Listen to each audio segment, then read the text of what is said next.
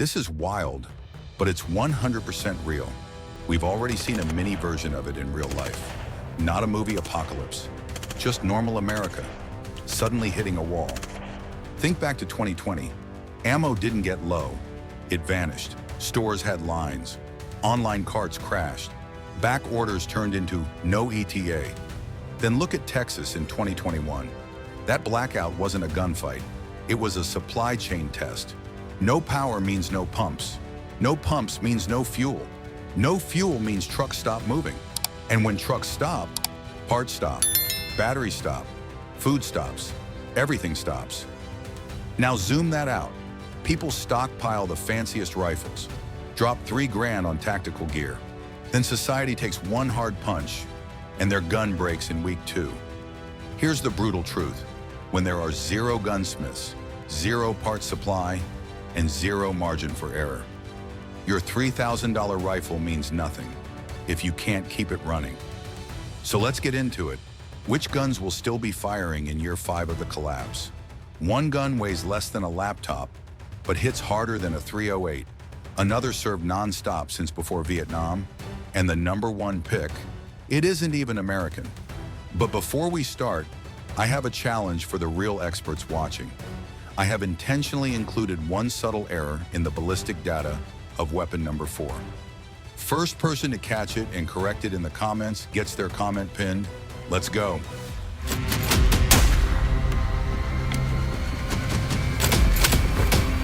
Number 10, FN SCAR 17S. Let's rip the Band-Aid off early. This rifle is outstanding. Battle-tested with US SOCOM. Gas piston reliability. It hits in .308 Winchester with serious authority. With a typical 150 grain load, you're in the neighborhood of 2,600 feet per second and roughly 2,200 to 2,500 foot-pounds of energy, depending on the ammo. But here's the apocalypse math that buries it. This gun is right around 9 pounds unloaded in most common configurations. Now add a loaded 20-round magazine and an optic. You're hauling real weight before you pack a single round of spare ammo. And the real killer is logistics. It uses proprietary magazines. You can't just swap in salvaged FAL magazines or AR-10 magazines. When yours crack from hard use, you're hunting SCAR-specific parts in a world that stopped making them. It's Belgian engineering at its finest, but it was built for special operations units with helicopter resupply and armorer support. Remove that support system, and the advantages disappear fast. In a grid-down scenario where you're walking 15 miles a day to scavenge, that weight will grind you down. And when your magazine lips crack and there's no SCAR parts bin to raid, you're holding a heavy club. Amazing rifle, wrong apocalypse. That's why it lands at number 10. But what if you need .308 power without paying that weight tax? That's where we're headed. Number 9, Remington 700. Now I know what some of you are thinking. A bolt gun in a survival countdown? Stay with me. When you've got to feed your family at 400 yards with one shot because ammo is scarce and that deer is a week of protein, this is the rifle that can deliver. Bolt action precision. And yes, a lot of these rifles can shoot around 1 MOA or better with the right ammo and shooter. It's chambered in .308 Winchester or .30-06, calibers that drop elk, caribou, and everything in between. Here's why it makes the list. Mechanical simplicity. Compared to semi-autos, there's just a lot less going on. A well-maintained 700 can run for a very long time, but in the real world, you still may replace wear parts over the years. No gas system, no buffer, no extra layers of complexity. And that 5-round internal magazine matters. You're not depending on detachable magazines that crack, bend, and disappear. This action has been the backbone for military sniper systems since 1966. Still serving today through platforms like the M24 and M40 family. But here's the hard truth, slow rate of fire. If you're facing multiple threats, working that bolt puts you at a serious disadvantage. No real capacity for sustained defense. This is a specialist, excellent for hunting, only okay for protection, and in a collapse, you need versatility. That's why it sits at number 9. Solid hunting rifle, but we're moving into the zone where guns do double duty. Number 8, Ruger Mini 30. Picture this. You want AK reliability and 7.62 by 39 Soviet ammo availability. But you're hunting whitetail in thick brush, and you want American ergonomics and a more traditional layout. That's the Mini 30 lane. Gas-operated, 18.5-inch barrel. With most common loads, 7.62 by 39 is typically around 2,300 to 2,400 feet per second from barrels in this neighborhood. Effective range is 200 yards for hunting, 300 for defense, weighs around 7 pounds, give or take. Loaded with a 20-round magazine, it's still light enough to carry all day. Now here's the survival value. It feeds one of the most common rifle cartridges on Earth. Over 50 countries have produced 7.62 by 39 in one form or another. So when your neighbor's AK finally quits, his stockpile can still keep you running. That is ammunition insurance. And Ruger reliability is real. They've been building ranch guns since 1949. The Mini platform uses a gas piston system derived from the M14. Proven, durable, serviceable. You can field strip it quickly without tools, but it has a fatal flaw for apocalypse use. Proprietary magazines. Ruger factory 20-rounders are solid, but when they wear out, you can't run salvaged AK magazines. Magazine commonality matters when manufacturing stops forever. Good rifle, smart chambering, but that magazine incompatibility keeps it from climbing higher. Lock that 7.62 by 39 advantage in your head, because the next one takes reliability and filth seriously. Number 7, IWI Tavor X95. Yeah, Tavor, not Tavor, not Tuvor, Tavor. What happens when Israeli combat engineers get tired of rifles choking in sand and grit? You get this, a bullpup built for sand, mud, sweat, and hard use. Here's the engineering magic. A 16.5-inch barrel in a package that's only about 26 inches long. That's carbine velocity in a gun shorter than most pistol caliber subguns. It moves great in vehicles, in buildings, in tight spaces, and you're not giving up ballistic performance to get that handling. Chambered in 5.56 NATO, 30-round Stanig magazines, the same magazines as basically every AR platform. So parts commonality shows up where it matters. It's a piston gun, and it's designed to keep running when things are dirty. And the X95 family has been in IDF service since the 2006 timeframe. That's real-world validation in a harsh environment. When a military puts lives on a platform for years, that's not marketing, that's proof. But there are constraints. Bullpup layout means the action is right next to your face. A catastrophic malfunction or case failure is rare, but if it happens, it's happening close. Also, aftermarket support is thinner than AR platforms. Fewer gunsmiths know the system. Fewer spare parts floating around in random bins. Exceptional rifle, but we're about to enter everyman territory where parts are everywhere. Number 6, Ruger Mini 14, the ranch gun that refuses to quit. Continuous production since 1973. That's decades of real-world use on farms, in law enforcement, and in civilian hands. Here's why it climbs the list. 5.56 NATO in a traditional rifle layout, 18.5-inch barrel, pushing about 3,000 feet per second with 55-grain ball ammo, depending on the load. Enough energy at practical distances to stop threats through light barriers and take medium game with proper shot placement. The action is in that M14 Garand-style family. Simple, durable, and it tolerates grime and neglect well for a semi-auto. Weighs in the mid-6-pound range in most setups, give or take. That's lighter than a lot of AR builds, which means you can carry more ammo or move faster when you're on foot for miles. But here's the same fatal constraint as the Mini 30, proprietary Ruger magazines. When your 20-rounders crack, you can't raid salvaged AR magazines. You're back to hunting Ruger-specific parts in a world that stopped making them. Also, accuracy can vary by generation and setup. Older examples especially can land in that 3 to 4 MOA neighborhood. Good enough for defense, not ideal for precision hunting at distance, reliable workhorse, but that magazine issue keeps it out of the top 5. Still a solid pick. Now let's talk about the gun that solves the weight and logistics problem in a totally different way. Number 5, Ruger 10-22. Takedown, I can hear half of you already. A 22 ranked above 308 battle rifles? Here's the cold apocalypse math. This rifle weighs about 4.6 pounds. It breaks into 2 pieces and rides inside a backpack. It goes back together fast, with no tools, just twist and lock. Chambered in 22 long rifle, the most produced cartridge family on Earth by volume.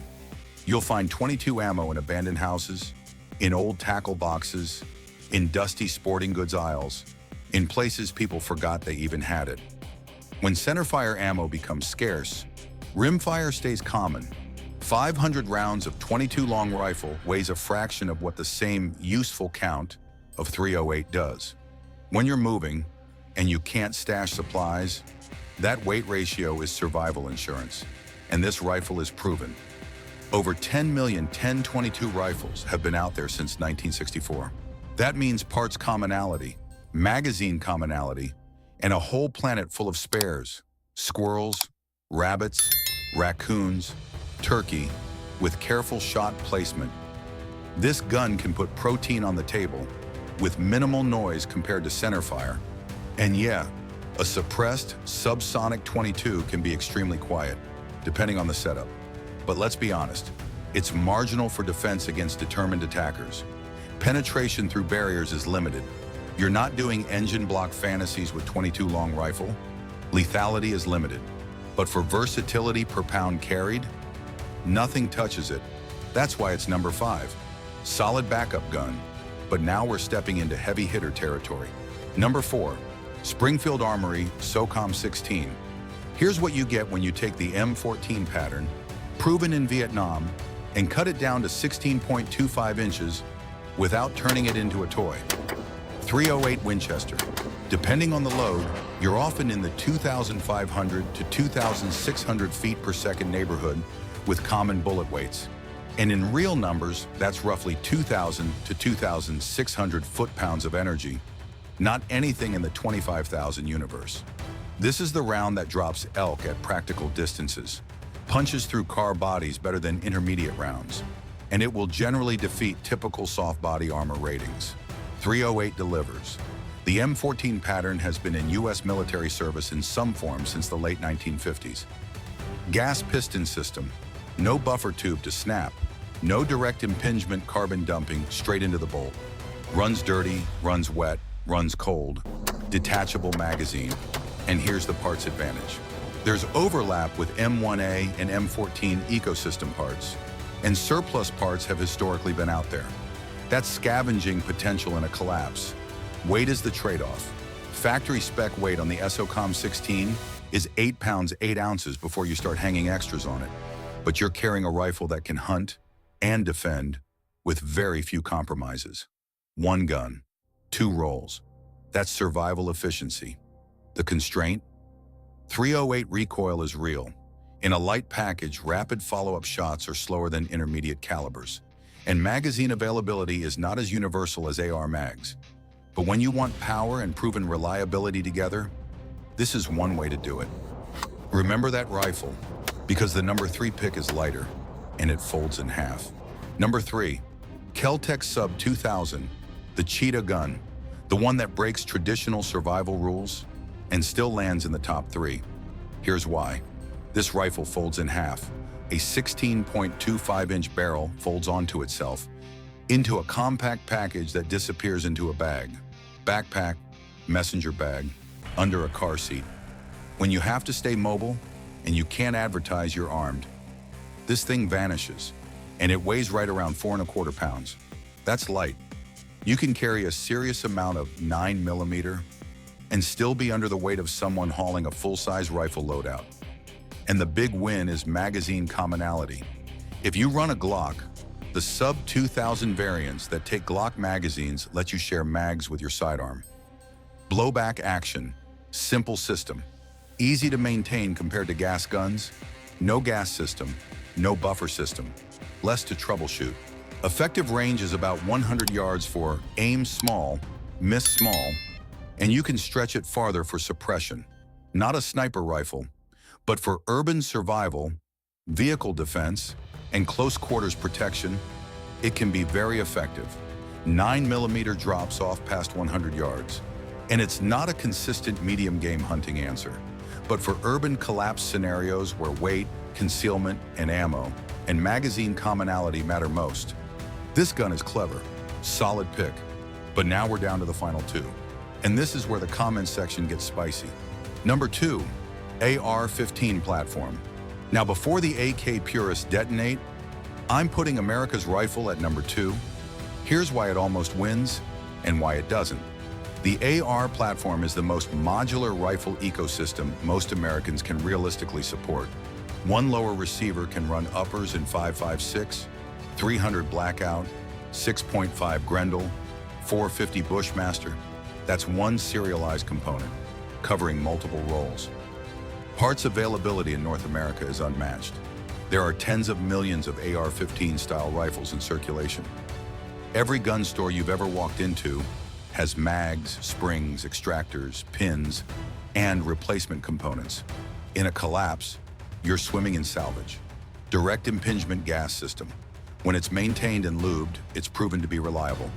16-inch carbine barrels commonly push 5.56 NATO to around 3,000 feet per second with 55 grain loads, depending on ammo.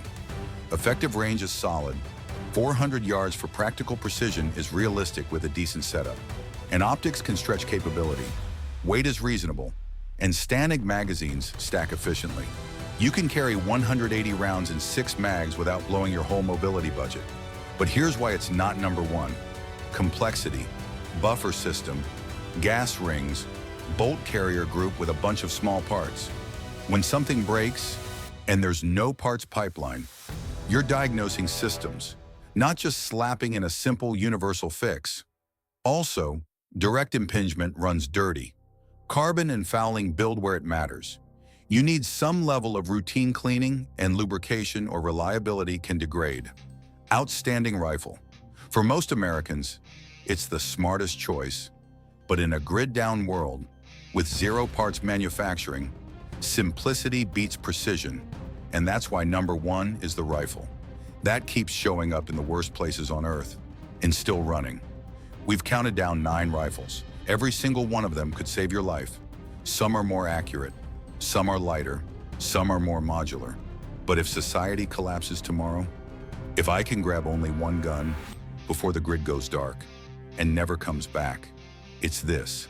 Number 1, a K-47 platform. Here's why it stands alone. First, ammunition ubiquity, 7.62 by 39 Soviet. Not the only common cartridge on Earth, but absolutely one of the most widely produced and widely distributed rifle rounds ever. It's been produced for over 80 years by dozens of countries, and it's everywhere. You find it in Africa, South America, Eastern Europe, the Middle East, and yes, it's all over North America too. In year 5 of the collapse, when some calibers are unobtainium, 7.62 by 39 is still one of the more likely realities. Second, simplicity. Gas piston system, stamped steel receivers on many models, and a straightforward layout. Field stripping is fast, and you don't need tools for the basics. And to be clear, people love to say it'll run with half the parts missing. Reality check. It can often run without non-critical pieces like a dust cover, but it still needs the core operating parts to cycle. Still, it's famously tolerant of grime and neglect. Third, proven durability. There are plenty of mud tests and torture videos out there, including InRange's mud test style content. And what those tests really show is this. Mud is brutal on any rifle, but the AK pattern has earned a reputation over decades for continuing to function when conditions are ugly and maintenance is limited. Mikhail Kalashnikov built it in 1947 for conscript armies with minimal training. It's idiot-resistant by design. It didn't just survive, it thrived in places where infrastructure died and logistics evaporated. The Soviet Union collapse, the Yugoslav wars, Somali civil war, Syrian conflict. The AK-47 doesn't care about your politics, your budget, your training level. It just works, more often than not, when a lot of other systems quit. That's why it's number 1. 10 weapons that could survive the apocalypse. 1 ultimate survivor. Now, did you catch what the mistake was in that earlier version of number 4? If you did, drop the timestamp and the correction below. I'm pinning the first person who nails it. And here's your next challenge. Which gun on this list do you own? Comment below. Let's see what this community is actually running. And if you own a Glock or an AR-15, you need to watch the next video immediately. I'm breaking down the 5 guns you should never trust in a collapse. The number 2 pick is carried by a huge chunk of preppers watching right now. And it can be a problem if you're betting your life on it without support. Click the video on screen now. I'll see you there.